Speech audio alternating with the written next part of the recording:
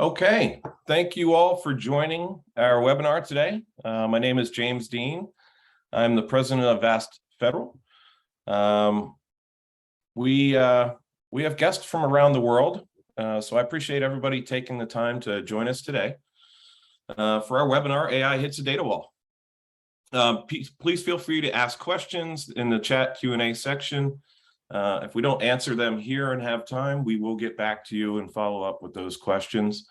We'll also be sharing a copy of the presentation today for all registered attendees, so no need to do screenshots, but you can if you want.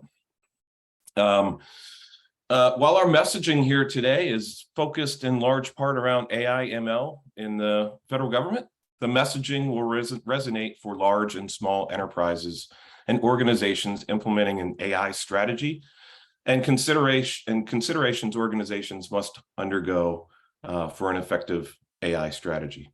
A little bit about myself. I spent the last 25 years working around and for different government agencies across civilian, DoD, and the intelligence community. Spending most of my career architecting data solutions for commercial corporations and government agencies. As you can imagine, the storage architectures have become complex over time, and AI ML workloads only increase the amount of data for effective training of complex models, and this calls for innovation at many levels, not to mention storage. Our first speaker today is Gus Hunt, who will cover the insatiable appetite AI ML workloads have for data and the reasoning behind this. Mr. Hunt currently serves as the president and CEO of Hunt Technologies, LLC. Hunt Technologies focuses on strategic IT planning, cyber and data-centric security, big data analytics, and cloud computing. He currently serves on the board of directors for Vast Data Federal. Previous positions include managing director and cyber lead for Accenture Federal Services and chief architect for Bridgewater Associates. Mr. Hunt retired from the Central Intelligence Agency, the CIA, in 2013 as their chief technology officer after a 28-year career in intelligence, also serving as the director of application services, one of the largest business units in the CIA. As you can imagine, Mr. Hunt's career at CIA makes him no stranger to large data sets that require fast analysis. Our second speaker today is Nick Buck.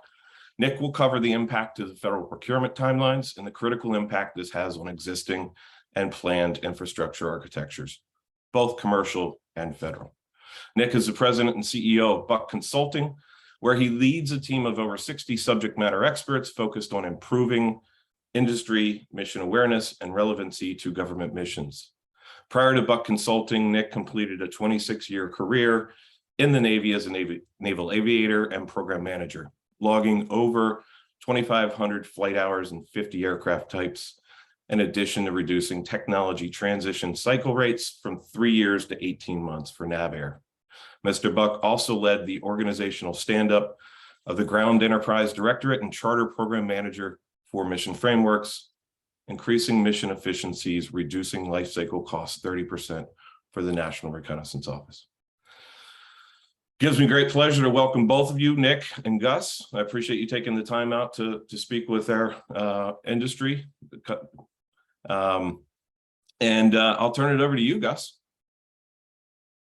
Okay, thanks, Jimmy. Appreciate it very much. So as Jimmy said, going to talk a bit about why AI hits this data wall, what it's about, and some of the things you can look for and plan to do as you move forward into your future architectures around AI and ML. You know, they have this slide in here that says more about me. I'm not so sure there's more about me than I really want to add into the conversation here. So just bear with me if you got any questions. We'll move on from there. So. You know, key to really understanding what's going on in this AI world is the understanding that machine learning is not deterministic. It's a stochastic process, which means that it doesn't really understand the realities of the real world. It doesn't understand gravity or density. You know, it doesn't have any physical constraints. Curiously enough, you know, Doug Lynette years ago, boy, it must be more than 20 years ago, I guess it was, or more, started a company called SciCorp, where he was trying to have machines begin to understand the basic rules of our physical world and other things, so that machine learning and AI could actually have a baseline from which to move forward. But because that doesn't exist, it drives data sets to be much, much larger, so that they can begin to understand what's actually happening in the world. So what does this mean? Well, if you look at what's going on in AI and machine learning, one of the biggest changes is that the fact that the model sizes themselves have grown by 10,000x over the last 4 years, right? So that's, what is that? That's not quite 100x a year or something like that as you get into these things.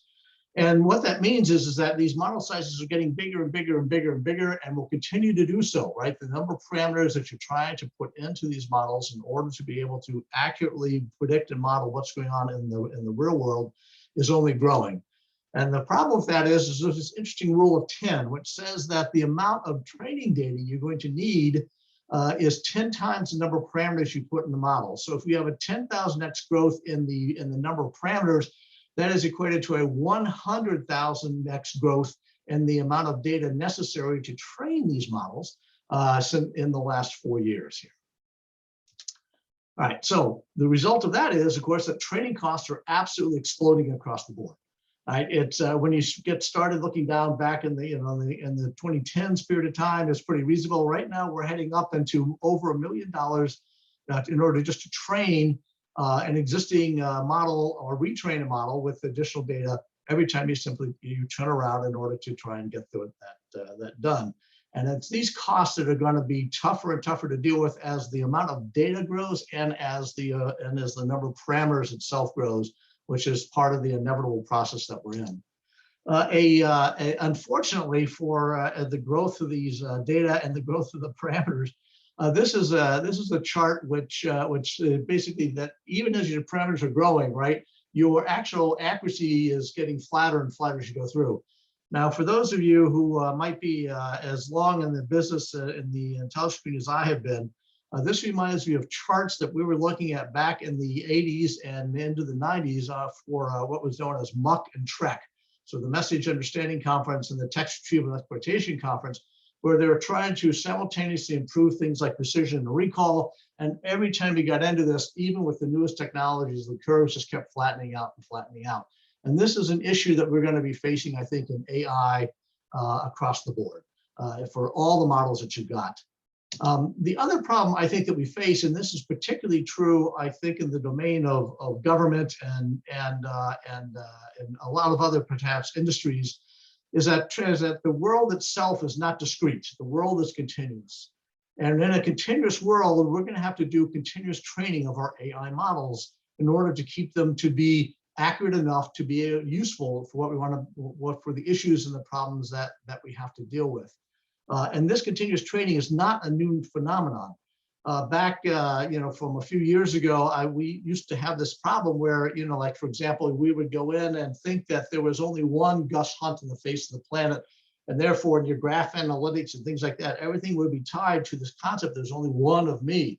Well, what happens when suddenly you discover there's actually two of me, right, for real? And you already thought there was one, and it has to then be split apart. The problem is that data comes in continuously, and therefore learning must be continuous. And that is another phenomenon that is driving this issue, because as data sets get bigger, the number of parameters get bigger, and the fact of continuous training imposes some real hard constraints on what we're going to be able to do as we build out the future of our AI systems here. Right? So that's basically the data wall in a nutshell, right? So stochastic models have to have large amounts of data. Right, the data sets grow proportionally with the model growth, and this has been, as we said, 10,000x over the last 4 years. Right, they continue to grow roughly about 10x per year in dimensionality, and then we have to go in this thing called constant training in order to ensure that the model itself is accurate enough to be able to provide us with the necessary information and knowledge we need to operate and utilize it effectively and with confidence. All right. So if you go back into your old IT models and things like that, you remember this thing called the archive, right? That was the place where you took old data and you moved it basically to offline storage or onto, back in the olden days, onto tape storage. In fact, I think people still use tape today. And that it was still, you could still get to it, but it took a while to get to. The trouble was, in reality, the archive became the place where data went to die. Well, in the world of AI, this is a really difficult problem because what has happened is that in the olden days of transactive processing, in the old days of how we dealt with information, the value was in a single event. And in fact, we used to draw a curve which showed that the utility of data, starting from the date that it arrived, dramatically fell off down the slope to be utilized less and less and less as time went on, right? So the probability that was going to be touched by a human was declining. However, in the reality of the world of AI, the value of data is data in the aggregate. It's the totality of the data holdings that you have that are used to inform your AI model and your AI systems and get to the decisions that you need that your AI modeling to be able to deliver and provide you. And so as a result, no longer is it about single events. It's the fact that the data in the aggregate means that you have to have access to all your data to be able to process it when we go back to do training or new data rolls in the door. You have to be able to compare it to the knowledge you had in the past so that you understand what changed going forward into the future. So this with the continuous learning model means that as your data grows, the needs and demands and performance needs of your systems and your models is always going to grow as well too. All right, so the result of that is that the cluster sizes themselves are becoming absolutely massive and demanding millions of IOPS and petabytes of data in order to keep them well fed. The good news is that your choice of AI processors is absolutely exploding out there. Everybody is coming out with newer and newer AI processors. The problem with these processors is that they are absolutely data hungry.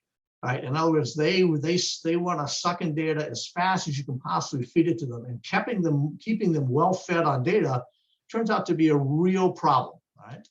And in fact, it turns out that the way these things work is that you can't feed them fast enough, from traditional models, solid state drives, and things like that. Right? So solid state performance storage actually becomes a prerequisite because you need to get data out of your storage systems fast enough to feed the pipelines into your AI processes so that you can train, learn, and operate on the data itself, right? And so if you look at a simple TensorFlow record file, for example, which can be the entire file, can be many, many gigabytes in size, a single sample of that is relatively small. The trouble is when you go to deal with these TensorFlow records, if you're reading them as a direct sequential read continuously on a hard drive, that's easy. You get 250 megabits a second. But a random read inside your TensorFlow models, for example, happens to be, what is that? That's 40x slower than you can do with a sequential read. And as a result, then it's going to take an enormous number of hard drives to keep these modern AI processors full, right? To be able to fill the pipeline so that they themselves are full. And don't get me wrong, you can do a trade-off if you really want to think about it. You don't have to. You can buy more AI processors and use the hard drives, or you can buy fewer AI processors, and of course you can begin to move into solid state storage and get much, much higher performance. Now, what's really happening in this world is the fact that the hard drive industry itself is beginning to collapse. All right. So the number of hard drives being built is already begun to decline right out in the journey. And indeed, if you begin to look at what's happened in the world, the number of the amount of solid state storage is beginning to take over across the world. And there's a problem, this thing called Wright's Law, which says that as you build things and you do it, you get more and more efficient out of doing this, the more of these things that you do. Now, the trouble is it has an inverse slope, which says that as you begin to decline, it gets harder and harder to do cost recovery across what's happening. And so the cost journey that we've been on, this beautiful cost journey of hard drives, where fundamentally the cost of storage has been halving or more, every year or so as we go through this process, is now becoming to an end in the world of hard drives. But the good news is that it's being replaced in the world by solid state. Right? So what's really kind of interesting about solid state is that in 2019, more solid state was sold than hard disk drives, more capacity was sold. A lot of this was sold in the form of your iPhones and your other small devices, which all use solid state storage inside of it.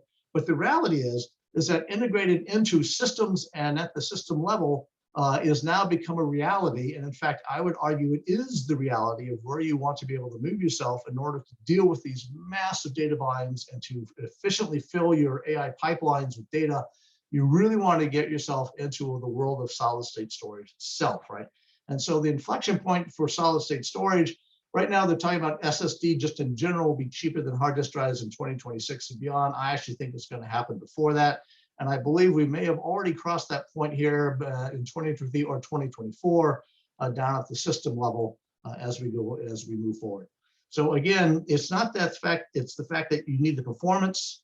You've got to be able to drive the data in to fill your processors. You've got these gigantic holdings of data that you want to be able to constantly reprocess in order to keep your training, your models accurate and performing. And that's going to drive you to different architectures, particularly in storage and data delivery, backbones, and the concept of losing the concept of an archive, that all data is available online at all times, so you can get yourself access to it quickly and easily. All those are these changes that you're going to have to begin to consider as you build yourself into your future. All right. So another question that comes up a lot is to cloud or not to cloud. Now, the cloud has been a wonderful thing, right? And it is something that I personally pursued very aggressively when I was at the agency, did the C2S activity for the simple fact that the cloud itself was this wonderful set of capabilities that could deliver very, very high efficiencies, only pay for what you use on demand, and those sorts of things like that. Of course, the problem with cloud is that not all things should go to the cloud, right? And indeed, many people have learned the hard lesson that just simply lifting and shifting workloads from your data center into the cloud didn't necessarily save you any money, and unfortunately, in many cases, wound up being more expensive. But the reality is that if you can take full advantage of what the cloud has to offer, which is capacity on demand when needed, and you only pay for it on demand when needed, so only use what you need when you need it, the cloud is still, I believe, a much more efficient mechanism for providing capacity, but it's not necessarily the only way that you're going to be able to do this. So as you look to the question of do I cloud or do I not cloud, the answer, of course, is yes, right? And it's yes because it depends. Right? It depends on how much utilization you've got going. If you've got small amounts of utilization or infrequent amounts of utilization, spotty, demand, things like that, you're probably going to want to go to the cloud because it's going to be cheaper. But if you have a huge amount of data with continuous demand, always on, trying to run that, then the cloud may not be the right place to go, particularly in the AI world, as you go forward into this. And so that's the curve that you really need to begin to pay attention to, right? Which is the old adage, which is you want to be able to rent the spike, rent your incremental demand when you're able to do it, and you want to be able to buy the base so that it is in present, so that you have it all the time when things have to be always on and always being consumed. And that's really the model you want to begin to drive. Okay? So what's going on? So it's interesting if you look at what AI has begun to do and what AI has begun to deliver. The successes, as you all know, are pretty transformational, right? So you've got UPS, and the Postal Service doing these autonomous vehicles, which have just resulted in a massive amounts of saving, reduction in human error, and of course looking at it as a potential answer to the problems. You've got labor truck shortages that are going out there. So the autonomously driven vehicles have been out there, and I think that's only going to begin to push the way forward into everything that we do. It's transforming our medical side, right? So drug discovery, right? The AlphaFold is just one example of this. You're seeing the application of AI across all aspects of, I think, the medical field, from everything from medical diagnostics, looking for cancer and things like that, to discovering drugs, and also identifying your own personal genetics so that they can figure out what are the right treatments in order to help you do a better job. So personalized medicine is all going to be supported and driven out by AI. And then finally, AI has already made its way into defense. This was an issue, the interesting outcome that the Israeli Defense Forces used swarms of drone, put together through AI, and a military aspect, in what was declared to be the world's first AI war. That artificial intelligence was used as a key factor in the force multiplier in warfare against the enemy. So it's already out there as well too. So in summary, there's 5 things I think that everybody needs to pay attention to in this world of AI and technology. One is that the fact that stochastic loading is only going to grow by exponents over the coming years, right? So data sets and the number of parameters, that's just going to continue to grow, right? The modeling accuracy is that you have to unleash your data, right? So the concept of archive and having to go dig data out of an archive is dead. You have to have your data online available all the time, because you've got to continuously process all that data against the incoming data streams, not only understand what changed, but to keep the model accurate as to what's happening in the current world as to relative to what's happened in the past. 3 is that flash storage is now not just a practical option for data archive or for what's going to happen, but is that flash, I believe very strongly, and solid state storage is the only way we're going to deal in this world of massive data sets, continuous AI training, and growing models heading forward in the future. And then 4, as we're talking about, if you're going to cloud and you're going to have some options, it really is a hybrid world. You're going to buy the base and you're going to rent the spikes so that you can optimize your capabilities across the board. And then 5, there are changes out there that are going to happen as a result of this that even I can't begin to think about or predict. So hang on, buckle up, and stay tuned to what's happening out there. So, all right. So thanks. And then I don't know, are we doing any questions or move on to? Yeah, Nick, Gus, thank you. I don't think there's any questions in chat. Again, we've got Q&A for any of the people that are attending. Please throw those questions in there and we will try and get to those. Yeah, so over to you, Nick.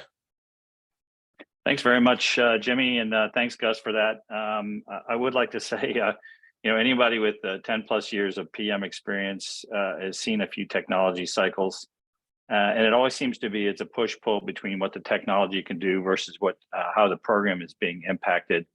So, for example, if you've had to do had a system that was beyond the typical refresh cycle and is going end of life, it's a major architectural change, a lot of complexity, a lot of cost associated with that. So in my own history with the Navy JSIPS program at NavAir and then the NRO ground, I've seen a lot of opportunities for technology insertion and frankly, how to future-proof the program from a budget execution standpoint and not getting to these situations where we want to be in a situation where we actually are meeting the performance and the evolving performance of the requirements, but we're not getting jammed up by not having sufficient funding to do the job and to keep up with technology. So, and with technology cycle shrinking, I mean, when I came into acquisition, I think we had a technology cycle was a 2 to 3 year thing, but everybody on this call knows that technology cycles now are closer to 6 months. So how do you maximize the benefits of the technology while minimizing the disruptions to the budget and program performance or schedule? So first off, it's really critical that program staff, and I'm talking about both the program managers, project managers, and the engineers understand these trends. And Gus did a great job of talking about really from a mission standpoint where AI is taking us. Okay, now let's look at the technology trends that are answering that, because when you listen to that segment, it seems daunting. There's just a lot of data, the 10x rule, et cetera. And so, okay, well, what is technology doing to kind of keep up with that? Frank Calvelli, Assistant Secretary of the Air Force for Space Integration at the DISC conference, the Defense Intel Space Conference this week, talked about acquisition tenets. He's got these 9 acquisition tenets. One of them is executable programs. And he added, quote, to have an executable program, PMs must know what industry can or can't do and what it means. It's a natural part of their job, unquote. So it's really important, I think, that, and this includes industry partners, frankly, because the government, as an acquisition PM, I contract with a lot of our industry partners and the integrators. And so in many cases, the government is relying on the integrator to make these trades and to understand what that is. So it's really great to see everybody on this webinar, because it seems like you're really making yourselves aware. And that's going to be critical as you try to future-proof for your own programs. Now, Gus laid out the fact of life challenge. And as you look at the market research, essentially here's what's happening in the world, right? And just kind of this is a subset, right? So this idea of storage density and what solid state is allowing, when I left the government in 2010, the standard was about a petabyte per rack. And so you're now looking at potentially 25 plus petabytes per rack. So what that does to the storage density, awesome, right? From a computing standpoint, and Gus talked about the AI processors, it's what I call democratizing, HPC. So this is a huge part of the trend. Scale out storage. I mean, we are able to actually, accommodate the data growth because we have the ability to get there. And then finally, the cloud model that he touched on. When I pulled together what they called the ISP ASP, and this is where we took the infrastructure out of programs and we created a standardized infrastructure across programs. That action, leads to a lot of hybrid environments, which heterogeneity we'll talk about in a little bit. The bottom line is these are all great trends by themselves, but actually they don't really matter except in the context of the program.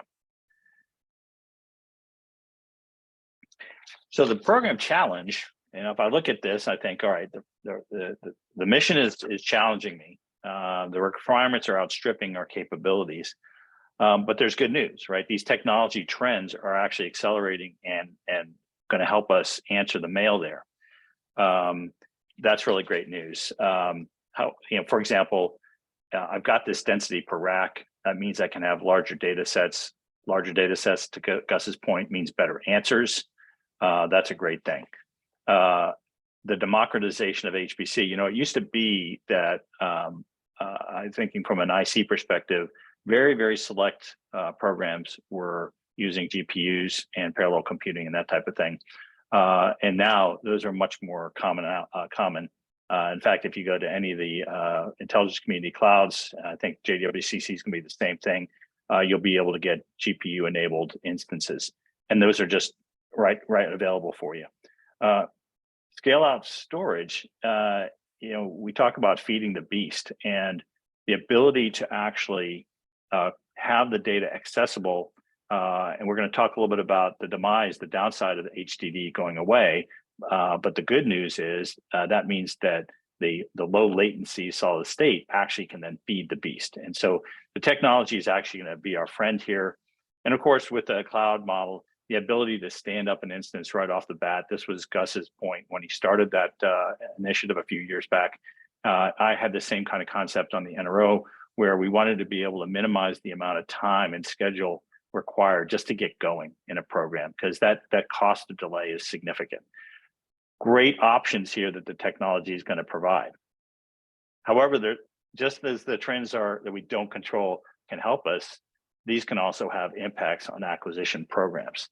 And for every get, I like to say, for every get, there's a regret, or maybe it's a yes, but.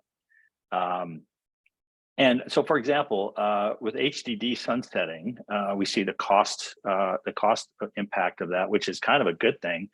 But the reality is, change when that happens, and the latency numbers for writes and reads and that type of thing happen, it's going to have to change our assumptions. File systems may change.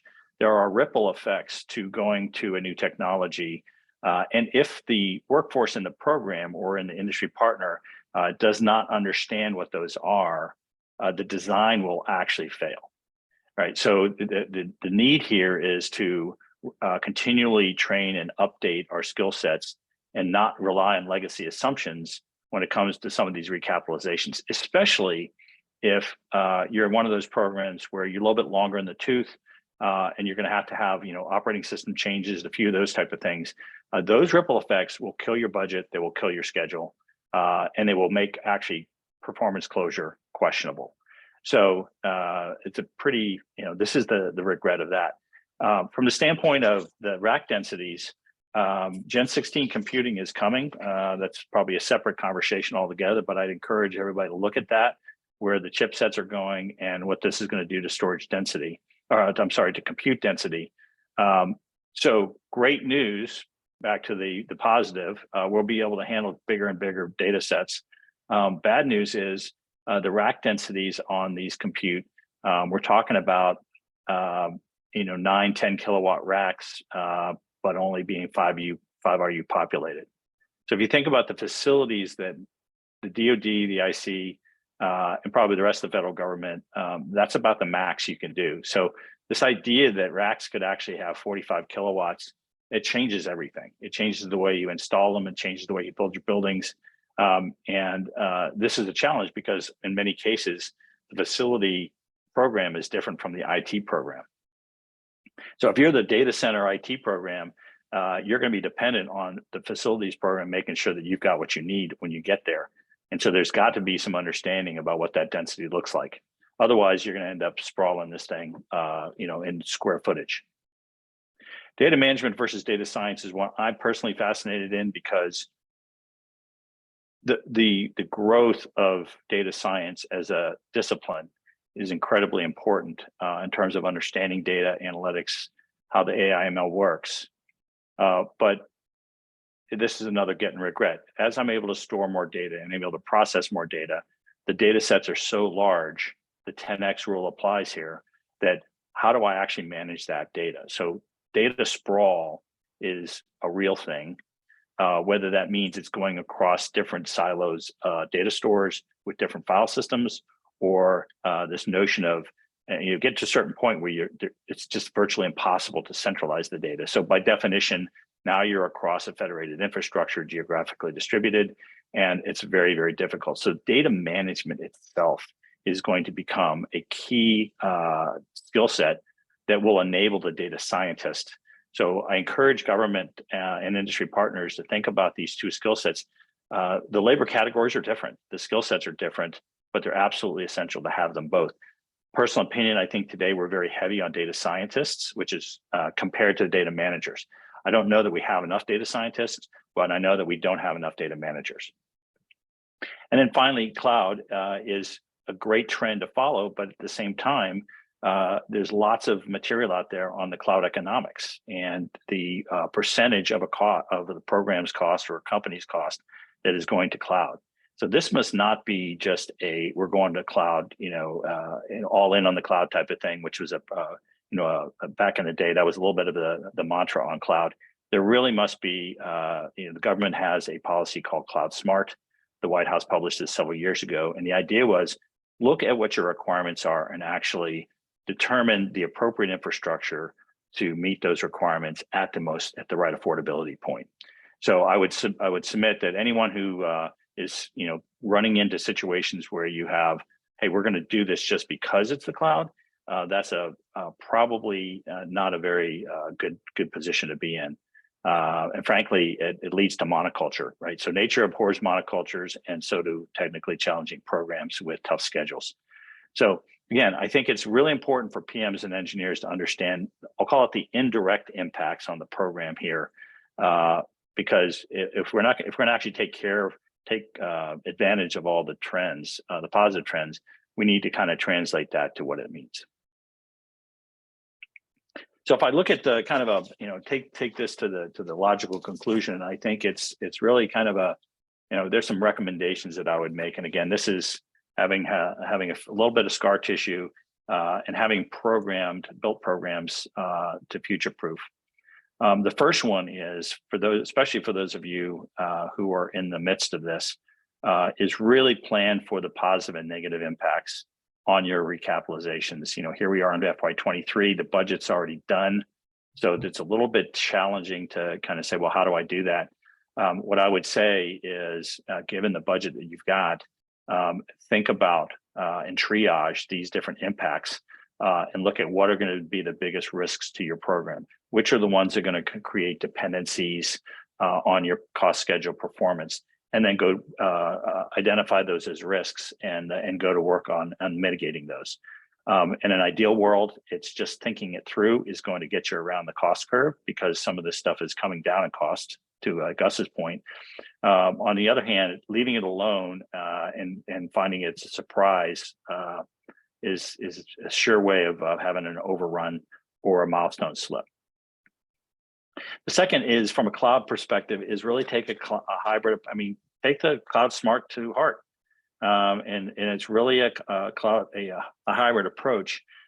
We haven't even talked too much about edge yet, but edge is a major emerging domain, if you will, location, if you will, to the federal government. So what does that look like, right? When I have a kind of a core centralized data center, but then I've got a worldwide geographically distributed edge compute. So that's by definition going to be hybrid. And there's just not enough power, space, and cooling on the edge to kind of quote unquote put a cloud out there. So these hybrid architecture are going to be really, really critical. Secondly, I urge the community to really think hard about, the government community to think hard about even the existence of data repatriation costs. Many of these cloud implementations are on-prem on government property. And so the idea of the government data going in and then having to be shared with somebody out coming out, and there would be a cost associated with that, just doesn't make a whole lot of sense. There are other ways to make the business model work for everybody. Personal opinion, I think data repatriation is not in the government's best interest. Third, I think on the facilities piece, and this is a really hard one, because MilCon budgets are multi-year budgets, and a lot of those buildings are already in work or they're old and need to be recapitalized. We're talking about major recapitalization to be able to go from a 10 kilowatt rack capacity to a 45 kilowatt rack capacity. But it's really got to be thought out and got to put into the future plan. The good news, I guess that's the right, maybe I'm not sure that's the right adjective, but the good news is that there is a commercial data center offering. There's a lot of commercial data center space, and they are able to do a much faster accommodation of that. I think in general, the commercial data center industry is not there yet either. They've got kind of specific places where you can get those kind of power densities. But on any given day, the commercial community is going to be able to react faster and provide those facilities faster, maybe as a gap fill until the government facilities are in place. I mentioned about reskilling, about the beware of legacy assumptions. I would recommend every program seriously consider how your system architects reskill on a 6-month to annual basis, and how they understand things about, hey, what does SSD mean to me? If I can't get HDD anymore, what does that mean? There's going to be goods and others. And so contractually, this is a tough one because the government typically doesn't pay for training. And so I'm not suggesting the solution here. I'm just saying we need to go figure this out, because if we don't, we're going to be in dead end. We're going to have an architecture that's not going to be able to take advantage of the new technology. And then lastly, really this idea is data management as a discipline. This is as much a workforce evolution as it is a technical item. There's a lot of culture that's going to go around this particular discipline, but I would certainly recommend that programs consider this and recognize in your contracts that I've got the data science piece, which is the analytics, but that has to be supported and underlaid by a data management function. That's some ideas that I had. Subject to anybody's questions. It's a great topic, and looking forward to any questions. Yeah, great, Nick. Thank you. Actually, you want to leave that slide up there for a minute, just because I think those points are pretty spot on. I did have a couple questions for you as well. I don't see any in the Q&A, but again, for participants, if you want to ask a question, go to the Q&A, type it in. We'll get it answered for you. So you talk about the hybrid cloud model and the facilities. I mean, are you seeing, since it takes years to build out these facilities, how do we plan around that? How do you see next generation computing impacting that? And you know, from a programmatics perspective, I mean, is that something that we need to have a crystal ball into the future and say, this is where we're going to be in 4 years, because it takes that long to plan around a facility? Well, absolutely. I think the gap here I've seen over the last 20 years, and I've been through probably 3 or 4 of these cycles of boom and bust with data center and facilities and IT. And the gap is that these are typically different organizations with different budgets, with different timelines and different requirements and different stakeholders. And so that's kind of the cause, I'll call it. Now, the question is, to your point, what do you do about that? Well, I think there's got to be a lot more. I would say the facilities people need to take a much more higher interest in where the IT is going, rather than just relying on the data center people. And I think the data center people need to recognize that they kind of owe the facilities people a little bit of the requirement. You can build any facility you want, but what do you want me to do, right? So I think there's some process pieces to that within the government and the way that they interact across. But I also think, to your point about commercial, there are programmatic ways to deal with this. And the idea is, if I know that my long-term government strategy is going to be this, and I'm going to have these facilities, but I can't wait because I've got deliveries now, I can lease that commercial data center space on a short-term basis and classified. There's plenty of classified space too for those kind of programs as that gap filler. NGA actually did this very well when they did their legacy heritage transition from Bethesda to New Campus East. Okay. No, that's great. So it also, something about, you mentioned a little bit about it around legacy architecture assumptions.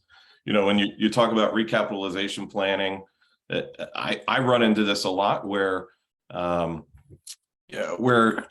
recapitalization is simply, let's just go out and buy something similar to what we have in place, which is a legacy architecture, which doesn't get us to the future planning. Can you maybe talk a little bit about that? You thinking programmatically how to set it up? Yeah, I mean, we're really talking about changing the way governments and corporations think from a future planning perspective. Just going out to a commercial data. Yeah, I guess.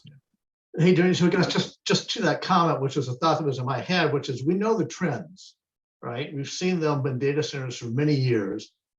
And if you build your next data center to the expected capacity on floor space, power and cooling that you have today, you're not going to be there tomorrow. So, I think what they've got to do is look at what has been the long-term trend, understand where I need to land within that trend, project that out, and use that as the assumption for what you're going to build for the future, as opposed to just picking the current values of today. Yeah, I resonate with that. And the other thing is I think programmatically how you set it up matters. And that was kind of my in our programs, what worked really well, and this is really directed at the government folks on the phone, but the establishing what I'll call it a performance envelope on that budget looks like, and make it flat, and use a rolling recap approach where over the course of 3 to 5 years, you are actually refreshing. So if your period is a 4-year period, by the end of 4 years, you've got completely new gear. And you're able to, the thing about that kind of approach is it minimizes the scale of the architecture change, and you're able to more gracefully onboard, for something like solid state, right? So you can imagine an all HDD architecture evolving to an all SDD, but in the middle there's this kind of heterogeneous thing. But those are smaller changes that you can isolate. So from a technical standpoint, it de-risks the program. And then from a budgetary standpoint, Congress likes a flat program. And what you're doing is you're taking advantage of this come down in cost on the technology. So rather than giving the money back by saying, hey, I've got it's cheaper now. Well, you probably got some OS changes. You probably got some other impacts from that. And so the money never really goes down, right? So it was very, very successful, and it allows us to future-proof the programs. The only caveat I would say there is most government programs have a hard time keeping their hands off. Somebody looks at that money, goes, oh, we can recap it later. That's a bad idea. Yeah. I see we have an online question here. We do. We got a couple, actually. And I think I'll take the data management one and while I speak, but I want to get your perspective on it, Nick. Elaborate a little bit on data management and musings on any kind of automation you would put into data management? Absolutely. I would say, so when we think about data management, we're talking about things like ingest, normalization, formats, catalog, identity access, all those pieces that I'll call in the plumbing of data. I'm not really familiar, maybe one government program, and government's a big place, has used commercial technology to automate and to solve this problem. The vast majority of government programs really essentially try to build their own data platform. And the data platform is really all where these management functions come in. And I would just submit that there are data platforms you can buy now instead of trying to build your way out. Got it. Great answer. I see a question from Rob Wagner. Yeah, Rob, there are many. So the question, I think everybody can see it. The assumption that there are tech challenges of getting off old data architectures, and a lot of times, I think Nick, you'll agree with this. It's the integrators are responsible for coming off of old architectures onto new architectures and planning that into the IT data center build outs and things like that. You see anything wrong with that, or what do you see as the challenges there? I think the number one challenge, and Gus had bigger data sets than we did, so he may have an answer on this. The issue we have is zero downtime, and so by definition, when we're going to do a migration, we have what we call shadow ops or parallel ops, parallel tests and operations. Shadow is not the right word. Parallel tests and ops. So the idea is you bring in a new architecture, you twin the data, and you migrate. You do that migration, which can take a long time, and it can be risky. And then while you're continuing to run on the old, and once you've got that migration completed, then you can do a cutover. But that's one technique you can address. Gus, did you have any? No, that's the only way we've done it, which is you run in parallel until you can do the complete cutover. And in fact, what you'll discover with the problem with running in parallel is that people begin to love the old system they used to hate because the new system works different than what they're used to. And so it makes weaning a little bit more difficult, a little more challenging. But yeah, no, the only option is to run in parallel and then eventually decommission the old one. So excellent. Well, that I thank you for taking those questions, because I think it's good to get some dialogue going. Nick, if you want to stop sharing, I'm gonna move us forward. Since we got okay, and the webinar. We do have one question here in terms of skill sets for Exascale Storage. I think that might be Gus, since that was part of your bailiwick. While Jimmy's bringing his charts up. Actually, I think as Jimmy goes through his talk, I think maybe that's going to be a good one for him to talk about, sort of the skill sets. It's I'm not sure the skill sets are that much different, except to understand how to build and assemble and put together the exascale storage environments, which I think, Jimmy, you're going to speak to right there. Look at that exascale storage for the AI. There you go. Perfect. Yeah, no, that's a great lead in. I think the case is clear. You both make very compelling cases. Gus, thank you for stating the problem of where we're going with AI, and then Nick, why it matters, the so what, right? Because we always get asked, well, why do I need a new technology? So what? Great, you've got the latest thing, the best thing since sliced bread. So the case is clear. Like, large data sets are required to continuously train these ML models. Flash storage is required at scale to feed these modern AI processes. I mean, these are just the facts that are outlined. Cloud at scale doesn't equal savings. I know that going down that path 10, 15 years ago in the government was great at the time, but we've definitely seen that at scale doesn't equal savings. And I hope this resonates across the government as well as industry. There's a lot of anecdotal evidence out there and studies that have shown this. And really, Flash has become economical. It's not just, hey, we think it's going to be economical and it depends on your data sets.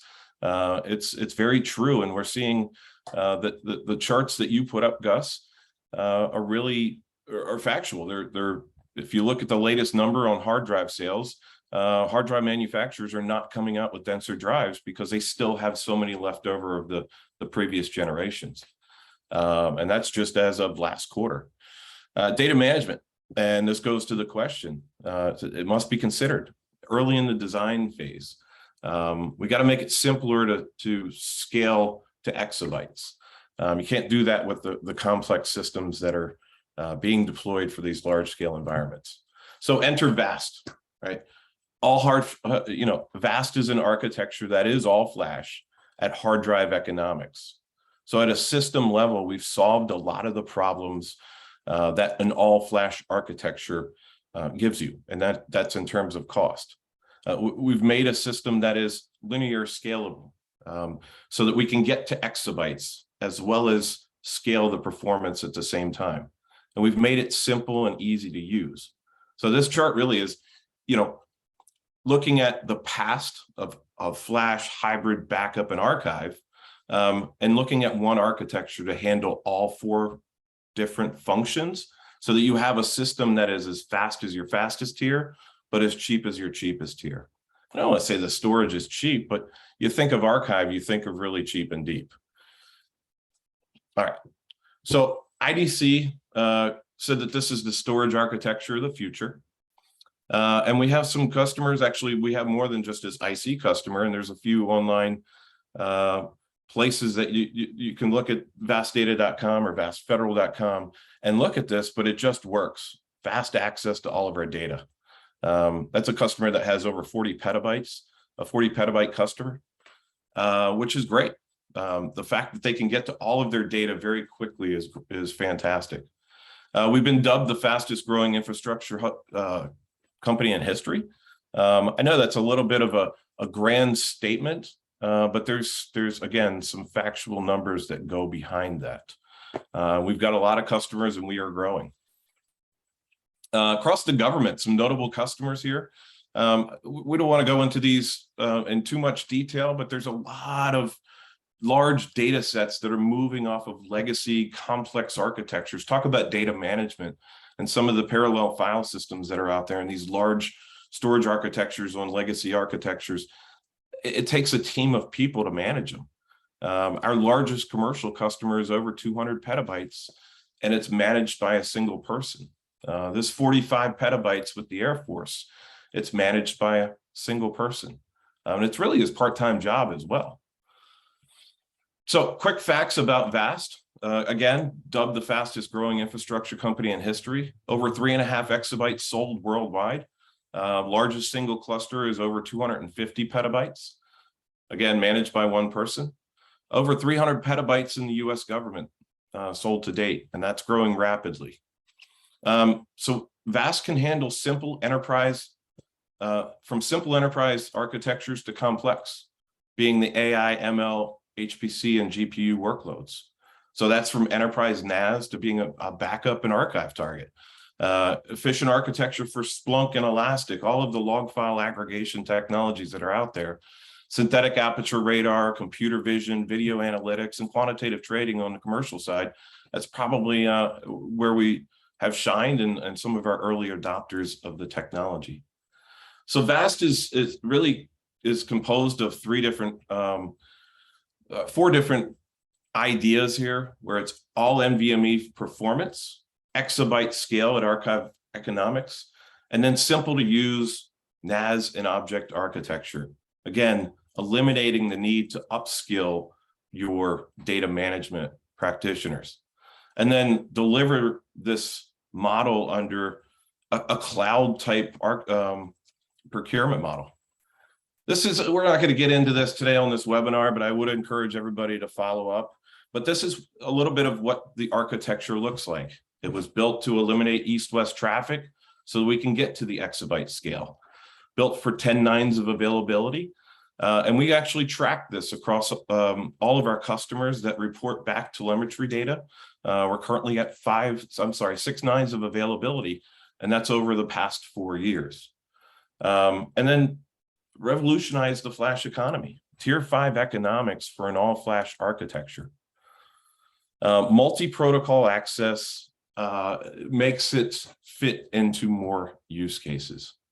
So large clusters are what we do. I think you've been looking at my picture. It's an actual customer picture. It's approximately, it's a little over 100 petabytes in 5 racks with a 1 terabyte a second throughput. That's pretty impressive, and that's just a part of the architecture. So we did this, and you know, Nick, you talked about this from a programmatic and refresh cycle. We built the architecture so that we can place data, and these drives will last for 10 years. So we actually sell 10-year support contracts. So this is great for these programs that are recapping every 3 to 5 years. Makes the planning of recapitalization a lot easier because you're kind of future-proofing your programs.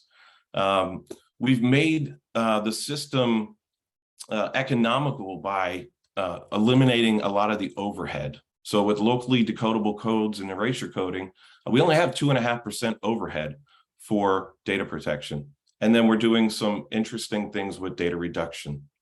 I know we're getting to the top of the hour, but really dense flash is an imperative for enterprise and edge AI workloads. And this just represents a little bit of the technology, the edge capabilities that we have. And then I'll finish with Gus's slide that with VAST, you know, he mentioned that the inflection point at a system level is here. The inflection point is not 2026 at the component level. The inflection point is now with VAST. And you'll see that. And I want to leave you with some customer quotes across commercial, that there's simplicity, scalability, cost efficiency, and we've consolidated and enabled insights. So going back to the lead-in question of data management, this is a fully automatable architecture, all API driven, that we can tie into some of the programs that have started to automate the provisioning and management of data. So with that, I think we can go a couple more minutes. If there's a question that we need to answer here. Yeah, Jimmy, it looks like we have a question. We were just talking about this before the webinar. Government integrators requiring program architectures that are using several different vendors. So this is kind of the heterogeneity thing, and it all works together. What success have you seen in this kind of programs? I think this got back to where we were discussing, hey, how does VAST work with other companies on a system architecture? Yeah, you mean before the webinar? Yeah, it's interesting. VAST does work with, so we work with our ecosystem to understand where technology trends are going from a conceptual standpoint. Yeah, I don't know necessarily how to answer this one. I was maybe thinking you would take that one.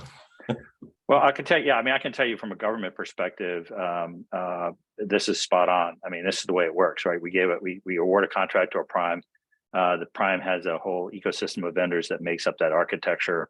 There's an architecture, sort of architecture trades. And that was really where I was going about the people who really need to be knowledgeable about what this technology is doing and how it's going to impact them, like going from spinning disk to solid state, are the people primarily either in the government or in the integrator, because they can understand what happens.